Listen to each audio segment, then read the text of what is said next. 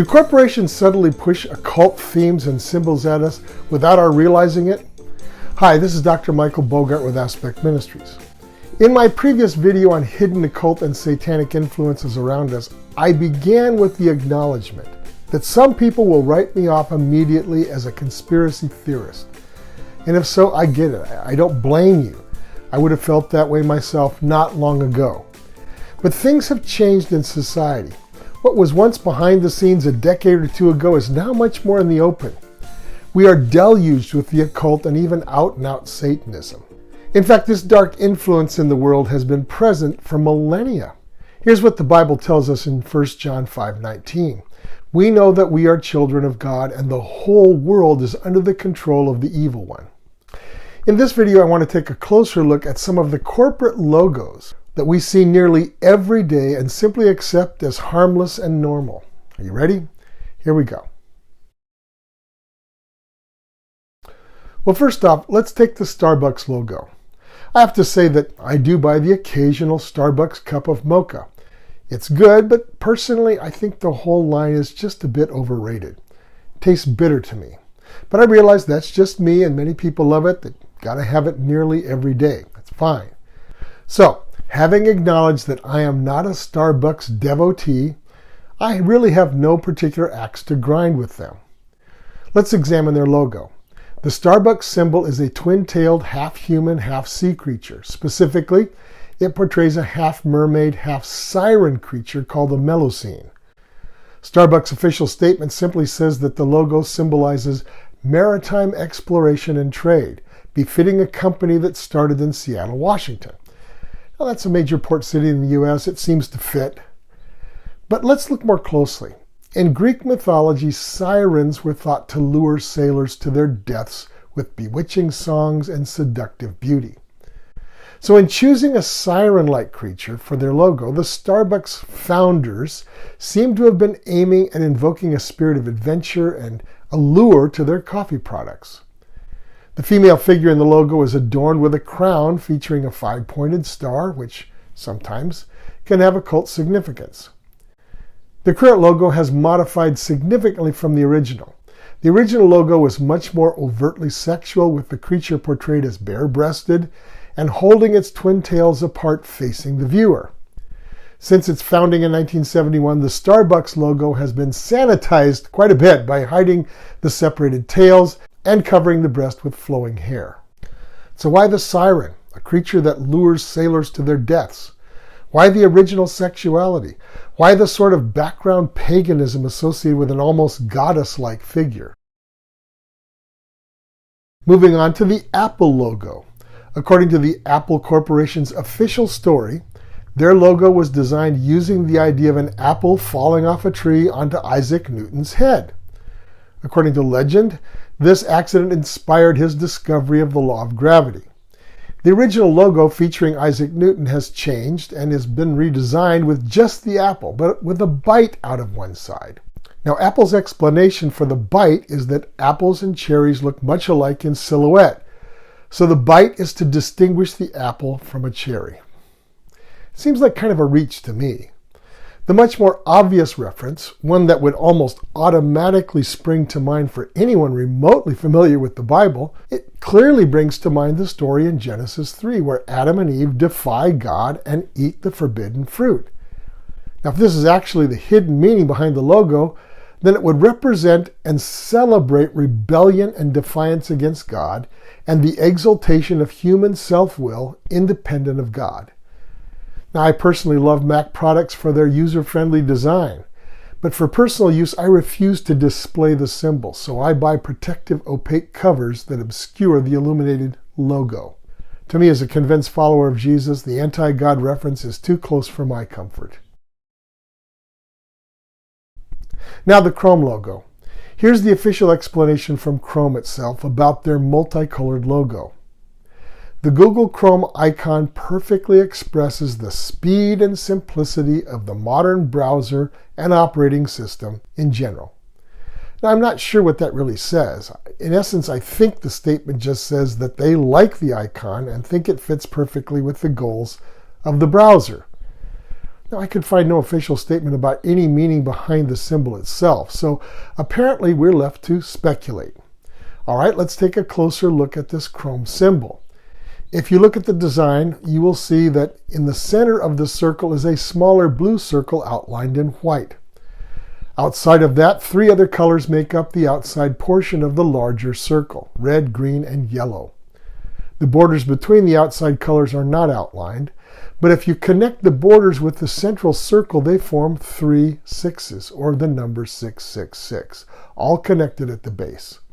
Now, I'm pretty sure that Google, and specifically Chrome, is aware of this connection and would deny any reference to this very biblical number, which signifies the mark of the beast or the Antichrist.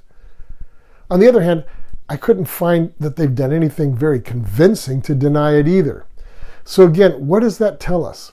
Personally, I think it's pretty sinister. I think it's putting a very occult mark on this browser that many, many people use.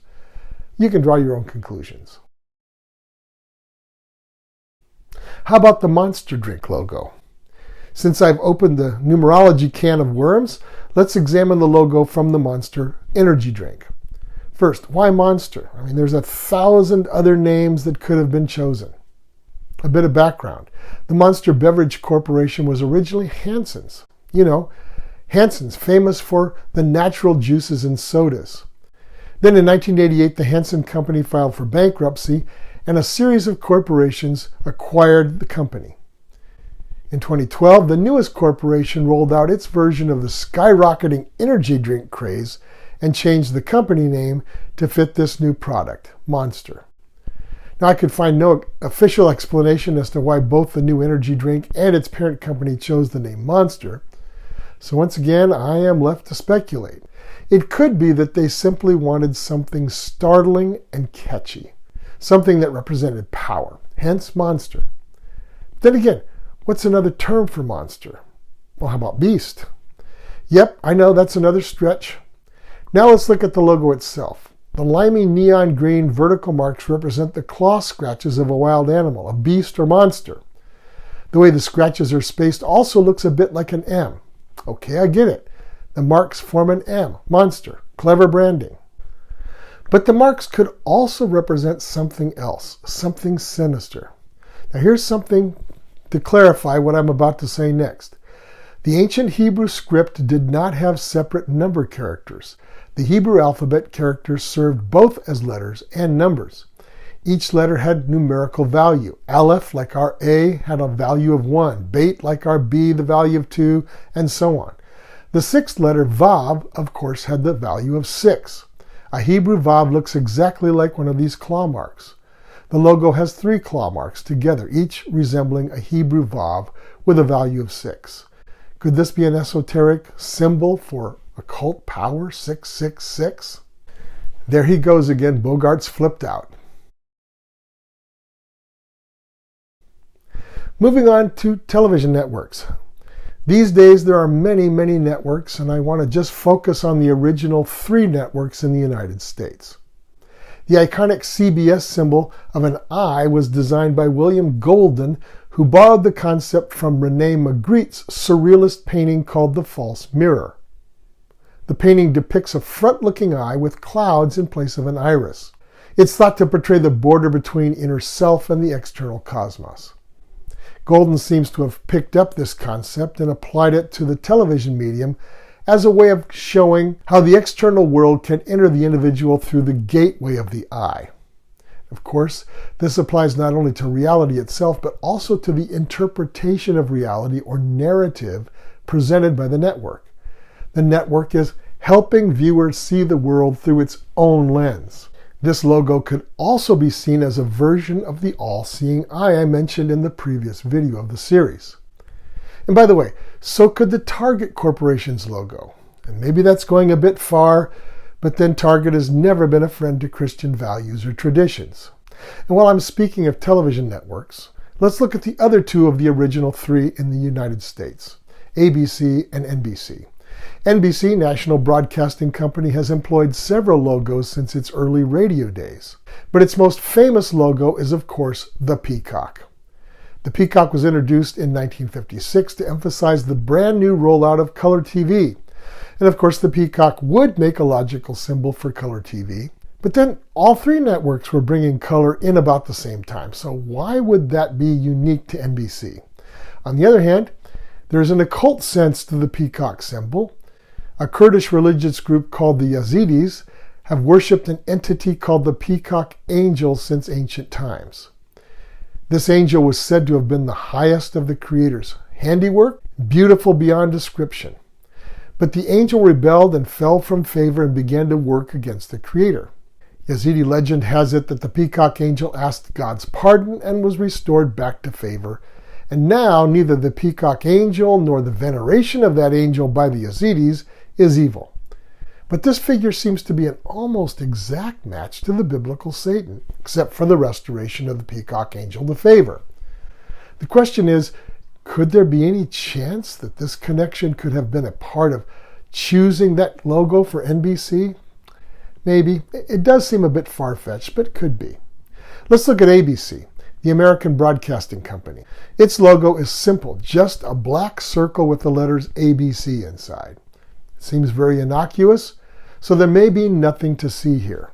However, and this may also be a stretch, if you look at the numerical values of these letters, A equals 1, B equals 2, C equals 3, they add up to 6. Then given that there are 3 characters, A, B, and C, could this be a formula for 6 3 times or 666? As I said, it's kind of out there, but given the emergent evidence of things hidden from the general public, it's certainly something to ponder. Okay, let's tackle the Disney signature. The Disney logo is often said to be subliminally occultic. So let's have a look. Here's the Disney logo. Look at what can be superimposed. The mark of the beast, 666. Is it coincidence played up by people with a bent for conspiracy theories? It's pretty well known that old Walt himself was no fan of Christianity. How about other subliminal messages in the Disney films? Here's a snapshot of a scene featuring Scrooge McDuck at a doctor visit. See the eye chart? If you understand that there are no spaces between the words, you can read, "Ask about Illuminati." Or what about Disney's obsession with witches, witchcraft, and magic? You know, Disney is the magic kingdom. I could go on, but you can dig deeper if you want to find out more, and there's a lot more to be seen. Now, I will admit that I have done some real stretching in this video. If I'm pushing too far for no reason, I am very willing to be proven wrong. Proven wrong, not just shut down with lame denials. And you know, that's the ominous thing about all of these symbols, gestures, and logos that I've been talking about in this and the previous video. Plausible deniability. Except for the Apple and Chrome and maybe Disney logos, which are over the line in terms of being almost obvious, the rest could be explained away as coincidence. Actually, the occult meanings with any of these logos, symbols, or gestures could be simply mistaken for overreaction. Certainly, the crazy and dark times we live in lend themselves to overreaction from all sorts of people and from all viewpoints. But taken together, I think the evidence in many of these symbols points to a planned, coordinated effort, and it looks like those who control trends, products, marketing, and public policy are using them to introduce the occult into the public subconscious and thereby desensitize us to its evil effects in society around us. Of course, you must be your own judge. I could be wrong, but I don't think so. And I would not respect myself if I suspected a dark agenda and failed to at least bring it to people's attention. People I care about. Thanks for listening. In the next video, I will tackle things that are not innuendo, but overt, clear, satanic themes and symbols.